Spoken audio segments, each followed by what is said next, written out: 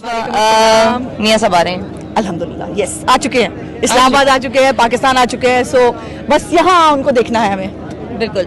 ये बताएं कैसी तैयारियां जलसों की और जलसे की और कितना टर्न आउट है? तैयारियां से ज़्यादा जज्बा है, बहुत जज्बा है। अभी ये हमारे जीबी के बहन भाई बैठे हैं यहाँ पे और ये कल रात से आए हुए हैं। कल रात से इन्होंने यहाँ मेला सजाया हुआ है, चांद रात हमने मनाई है कल।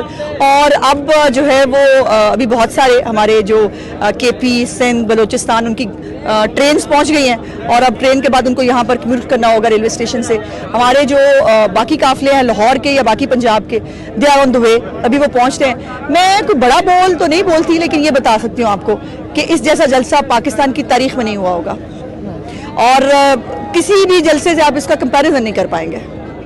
ये जो कुर्सियां आपको नजर आ रही हैं, ये 5 बजे के बाद आपको कोई कुर्सी नजर नहीं आएगी। ये देखिए, ये हमने यहाँ पे एक कुर्सी के अलावा आप देख रहे हैं बंदे के ऊपर बंदा खड़ा है। ये मतलब यहाँ पर वो कुर्सियां लगा के करते थे ना सियासत, और जो जलसे करते थे, एक म्यूजिकल नाइट होती थी।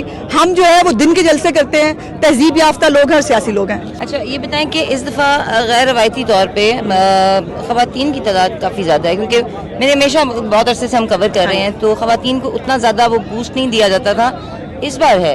ये एकदम से इतना चेंज की वजह? इसकी वजह है मरीम नवाज शरीफ। उन्होंने विमेन विंग को बहुत मेहनत के साथ पिछले 3-4 महीने में इतनी ऑर्गेनाइज किया है, इतना रिवैम्प किया है और इतनी बड़ी तादाद में जो है वो ख़वातीन जो है वो शामिल हुई हैं नून लीग के अंदर। और आज वो जलसे के अंदर भी जो है वो इसलिए हैं, और ये एक बड़ी तादाद, इससे भी ज़्यादा सियासी जो है वो प्रोसेस के अंदर ख़वातीन को नज़रअंदाज करके कोई पार्टी आगे नहीं बढ़ सकती।